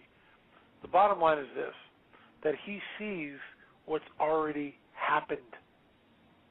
And that's what he's reporting back. It's already happened to him. He's already there. It's already happened. He's already come back and kicked everybody's butt. It's already done. From his point of view, it's already been done. From our point of view, we're in the cornfield. We're walking one step at a time through the corn patch. That's what we see. From his point of view in the space shuttle, it's already done. He knows exactly where all this is going to wind up and how everyone will, but it's still free will. And that's what's amazing. See, it's like you would say, well, he knows what's going to happen. Yeah, but you're still making free will choices. Huh? Right. So now everybody listening knows what's going to happen, so you could make those changes, right? Make the changes, guys. You know what? It'd be great if we all could, but there's just too many forces that don't want that, and that's the problem. Yeah, I hear that, and too many powerful forces at that. Yeah. Before we close it out tonight, would you mind telling us one of probably your best abduction interviews? Well, let me see here. Let me try to just think for a second. I'll give you a recent one. This guy, I spoke to him on Sunday, and I'm actually going to print the transcript out of my monthly news mag. If you want to check out any of this stuff, go to my website, lamarzulli.net, lamarzulli.net. We also have a television show we're producing called Watchers TV. If you go to my blog, lamarzulli.wordpress.com, or the website, lamarzulli.net, there are links to the trailer to Watchers TV talking about UFOs. It's going to be great. Be about an hour long presentation, and we're taking pre-orders, and they're starting to sell really well because we go where a lot of people have not gone before. Right. So that's just a little bit about how to get the information if you want to. You can see it from that. But I was talking to this gentleman on Sunday, and he talked about, and this is, see, before I tell you the story, there's a group of people that believe that all this is illusion.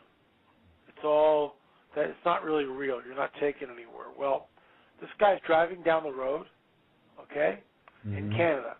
He's in his car. Classic abduction. Flash a light, loses consciousness. He finds himself 80 miles or 50 miles away. He wakes up 2 hours later. He's in the wrong direction, 50 miles away. He wakes up driving the car. He has no idea where he is. And then he realizes he's 50 miles off from where he should be. That's missing time. That's abduction. All the recipes for abduction, absolutely. Yes, absolutely. So with our last few minutes, if there's anything you want to get out there, website, books, or so on, sure. Please feel free to go ahead and do that. I know you're on the East Coast, but I will be speaking in Loveland, Colorado, September 25th, which is a Saturday, for 4 hours at the Rialto Theater. If you go to my website, or actually go to my blog, that's where it's listed, lamarzulli.wordpress.com, wordpress.com, lamarzulli@wordpress.com. And you can scroll down and link to the website, which will show you where I'm speaking. It's the Rialto Theater, September 25th. I'm the only speaker. I go for 4 hours. The PowerPoint has about 190 slides into it. It's very intense. We'll be talking about everything from politics, prophecy, the supernatural, UFOs, cattle mutilations, human mutilations, implants, prophecy, Ezekiel 38, the current political climate, movies like Knowing, Race to Which Mountain, V. Of course, my new TV program called Watchers TV, will be talking about that, what we're trying to do with that program. So I will be in Loveland, Colorado, September 25th. On October 24th, I'll be in Nashville. Actually, 21st, 22nd, 23rd. I'm sorry. And the 24th, I'll be in Nashville, Tennessee. Again, go to the blog site, lamarzulli.wordpress.com, for information there. It's not posted yet, but it will be. So, I'm sort of busy. Lots of conferences, lots of speaking, and it's if you hear this and you're interested, it's easy to get me there. You just fly me in. You rent out a room or something, or get a bunch of people who are like-minded in this and want to hear more. I'll come for a love offering. That means whatever you can pay me. Take up an offering, take up a collection, and I'll come and speak. Fly me in, put me up in a cheap hotel, and I'll go for 2 days and download tons of information and show you how it's all connected. And that's what I do. I do this full time. I watch full time. This is my position. This is my post. It's a lonely post, but it's one that I embrace and I love, because it's I've got a lot of insight to what's going on, and I think I've connected some dots, and it's vital information in the days in which we live. Vital information. Oh, I agree with you, LA, and I want to let you know that I will have your website link up on my past guest page after the show, and if you have any other links, appearances, or what have you that you'd like me to get up, just send them to me in my email, and I'd be glad to put them up for you. Thank you so much, Michael. Appreciate it. That's great. I appreciate you being a guest here. I really do. It's been very educational and interesting 2 hours for sure, and I thank you so much. Well, the pleasure's been mine, and let's do it again. Absolutely. Okay, you have a great night, and thanks again. You too. All right. Okay, everybody, that was L.A. Marzulli, and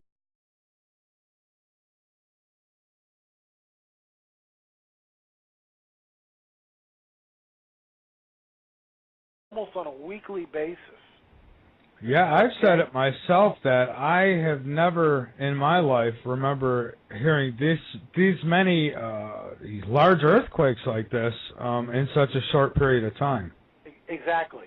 And the whole point is it business as usual, or is it something more? Famines.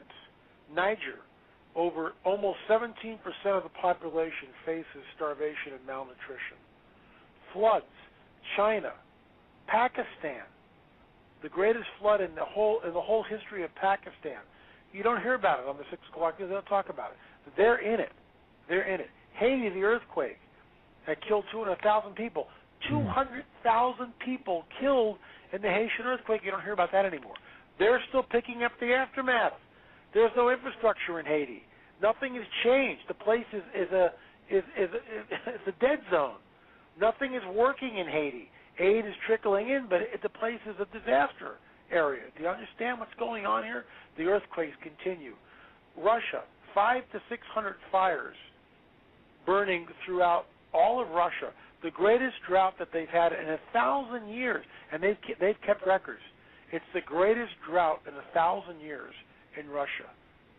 I mean, is it business as usual or something more? And I might add that you don't hear about all this on the news either. No, you don't hear anything about this.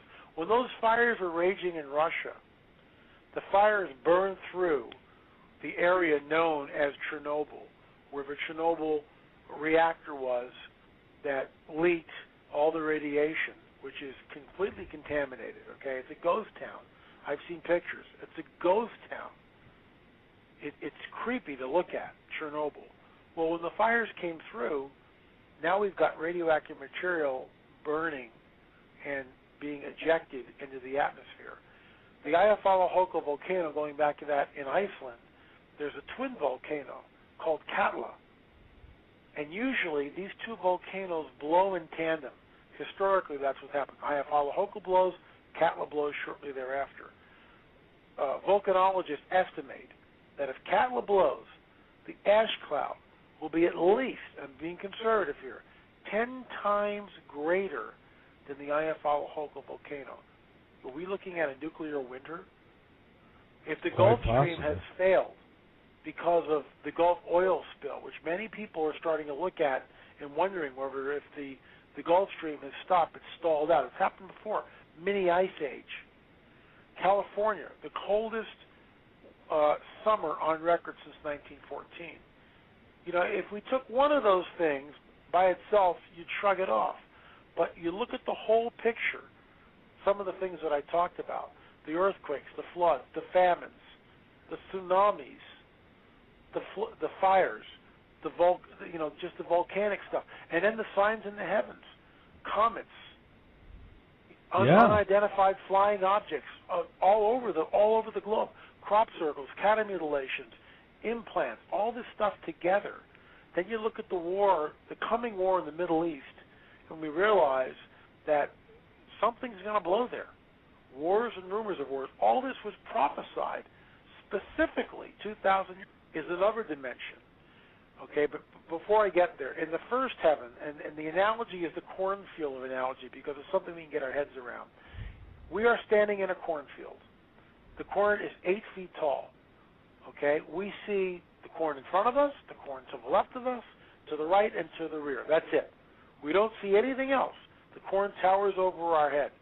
That represents our view of time. We are stuck in the space-time continuum. What I mean by that is 1 second, 2 second, 3 second, 4 second, 5 second. we are stuck. We watch time slowly tick by a second at a time. We are standing in the cornfield. We see none of the future. We know what the past is, but we absolutely have no view of the future, nothing at all, okay? Now, This is the first heaven. You dwell in the second heaven, time and space is different. And the cornfield analogy, which is a way to, take it down in layman's terms, a way we all can understand it.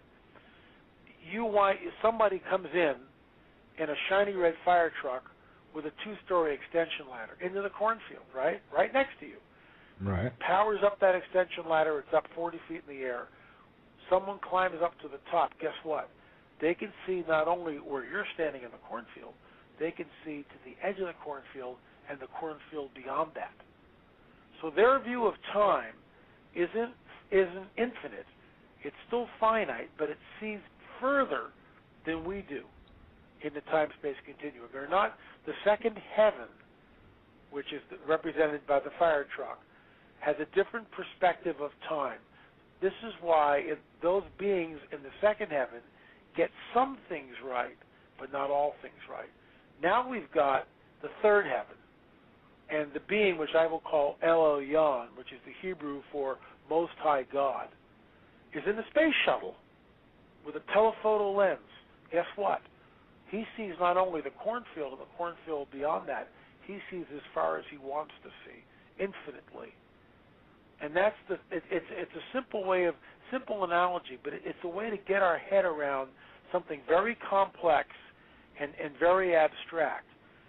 When El Elyon gives a prophecy, he sees all through time, everything. He sees everything, which is why he's 100% accurate 100% of the time.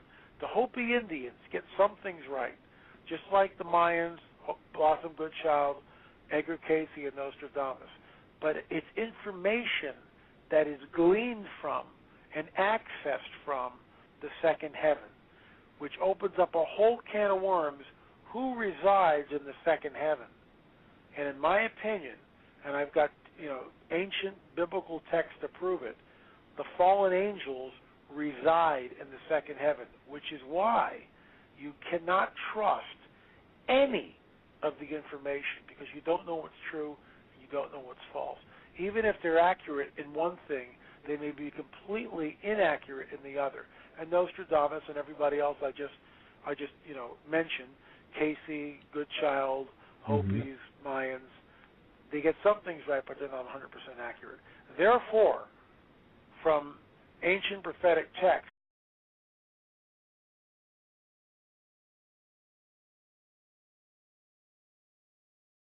Marzulli, good evening.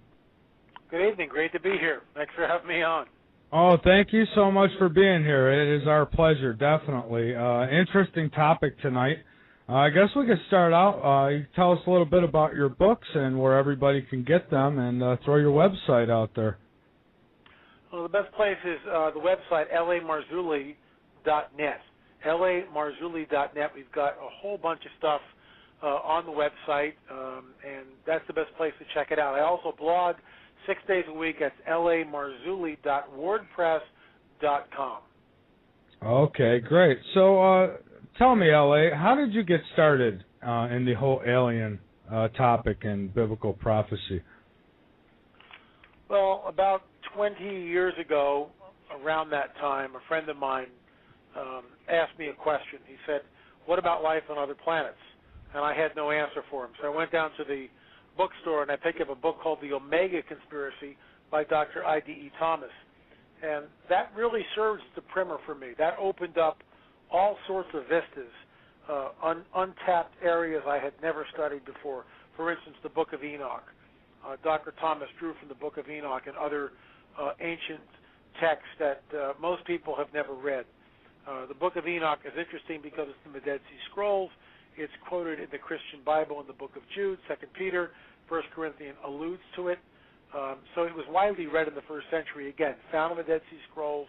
The Ethiopian Bible has the Book of Enoch preceding Genesis in their copy. So it was widely read in antiquity, and it's a mind blower because it talks about the fallen angels coming to Earth and having sex with the women.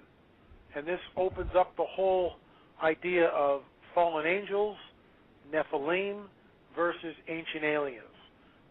In fact, I was just on the History Channel a couple of weeks back. They did they're filming the second season for the Ancient Aliens. And they filmed me for about 2 hours, specifically on the Book of Enoch, and talking about my worldview, my paradigm, what I believe, sort of looking at that, and then what they're going to do is obviously take Eric von Daniken and the ancient alien hypothesis. In other words, that simply is this, that extraterrestrials created all life on this planet, they genetically manipulated early man, started the world's earliest civilizations, created the world's religions as we know them. Our ancestors worshipped these ancient aliens as gods. Now they are back at this critical juncture in human history to act as our saviors, to usher us into this new age of enlightenment. Well, that's von Daniken's side of the aisle. I completely disagree with all of that. I think what we're looking at is more of this cosmic war between the sons of light and the sons of darkness, which the Dead Sea Scrolls talk about. Basically, we're talking fallen angels. These are very, very powerful beings, incredibly powerful beings. And when they came here, they created the civilizations as in antiquity, like Baalbek, perhaps Machu Picchu, perhaps the Great Pyramid, Gilgal-Raphaim in modern Israel is still intact. All these megalithic structures throughout the planet. They downloaded knowledge that mankind did not have. Ever wonder how the Mayan calendar just, sprang into existence? Here's a group Absolutely. of people that didn't know the wheel. All of a sudden they have this amazing calendar. Well, here's the hypothesis, and there's only two: ancient alien, fallen angel. If fallen angel manifests and downloads this information, shows them how to do it, which is what I believe happened, all of a sudden these people have this very complex calendar, which we didn't really get till the modern era. I mean, the Julian calendar, thousands of years ago, we got the 365-day thing, but we were off. The Mayan calendar is correct, and it's 1,000 years before we, in the modern era, corrected the Julian calendar to match it. Where did this information come from? And that just opens up a whole, Pandora's box of questions. Is it ancient aliens or is it fallen angels? I hold to the fallen angel theory only because I've got all this just a vast array of information in ancient texts which talk about the unthinkable. These beings manifesting on the planet, these fallen angels coming down on Earth, manifesting on the planet, having sex with women, the offspring, the hybrid, the chimera is called a Nephilim. It's half angel, half human. And this is the reason for the flood of Noah. By the way, before we get into the flood thing, if you want to get into that, all cultures, pretty much all cultures worldwide, have a flood mythos. Every single one of them, including the Chumash Indians in California. Okay. Now, you mentioned events to come. What kind of events would we be talking about, and would this have to do with the alien interviews, say, through prophecy? Well, look, stuff is happening on the planet, and I guess if you work an 8-hour day and you come home and you drink a couple of beers and kick back and look at the tube and go about life that way and get all your news, or what news you do get is from the mainstream media, you're clueless. On the other hand, if you know what the prophecy says and you read these ancient texts and we begin to compare them to what is happening on the global scene, what is happening in real time right now, it is alarming. I'll just give you some examples. Okay. Eyjafjallajökull volcano blows in Iceland, shuts down the airspace for a week. Billions of dollars are lost. BP oil spill, may have stalled the Gulf current.